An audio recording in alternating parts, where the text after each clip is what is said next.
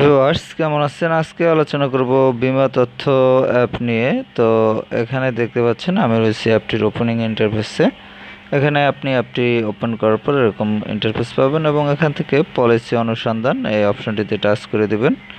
এখানে দেখতে পাচ্ছেন লাইফ ইন্স্যুরেন্স এবং নন লাইফ ইন্স্যুরেন্স দুটি অপশন দেওয়া রয়েছে। এখানে এটি হচ্ছে লাইফ ইন্স্যুরেন্স এবং এটি হচ্ছে নন লাইফ ইন্স্যুরেন্স। তো আপনার যে ধরনের পলিসি আপনি এখান থেকে সেটি সার্চ করবেন। যেমন আমরা এখন রয়েছি নন লাইফ ইন্স্যুরেন্সে। এখানে রয়েছে ইন্স্যুরেন্স কোম্পানি।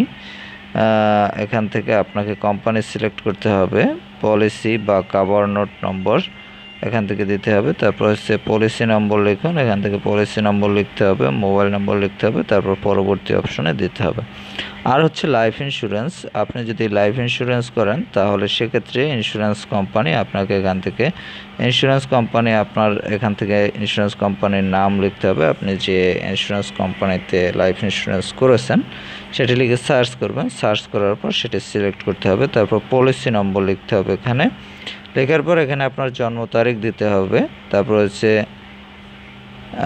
ঝুঁকি শুরুর তারিখ দিতে হবে, তারপর হচ্ছে মোবাইল নম্বর, আপনার এই অপশনগুলো আপনাকে দিতে হবে। তারপর রয়েছে জন্ম তারিখ, এখানে জন্ম তারিখ দিতে হবে। জন্ম তারিখ দেওয়ার পর হচ্ছে আপনাকে এখানে পরবর্তী যে অপশনটি দেখতে পাচ্ছেন এই পরবর্তী অপশনটিতে টাচ করতে হবে। তো এখানে আমি একটি নাম লিখে দিচ্ছি, যেমন আমি দিচ্ছি অগ্রণী ব্যাংক, এটি দিয়ে দিলাম অগ্রণী ব্যাংক। এটি দিয়ে এখানে দেখতে পাচ্ছেন যে কোম্পানিটি পাওয়া যায়নি, তারপর এখানে দিলাম তাহলে প্রগতি। আচ্ছা দেখি এটি পাওয়া যায় কিনা, প্রগতি লাইফ ইন্স্যুরেন্স। যাই হোক, এটি অবশ্য আমি যেগুলো দিচ্ছি আমি লাইফ ইন্স্যুরেন্স করিনি, তো আমি এমনিতেই দিচ্ছি।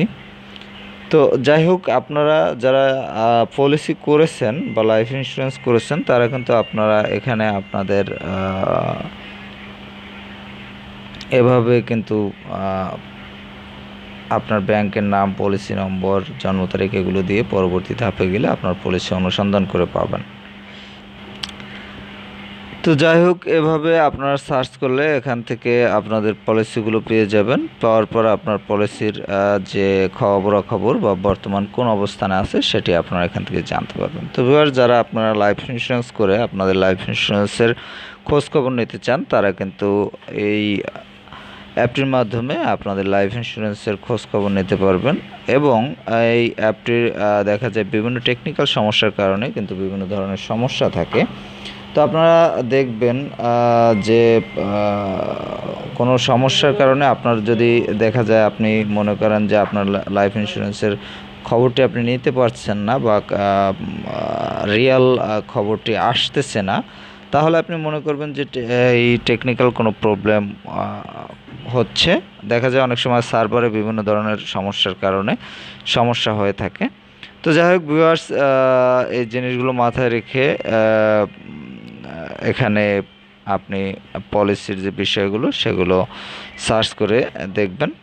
তো যাই হোক, ভালো থাকবেন। কথা হবে আবার পরবর্তীতে অন্য কোনো অ্যাপ নিয়ে।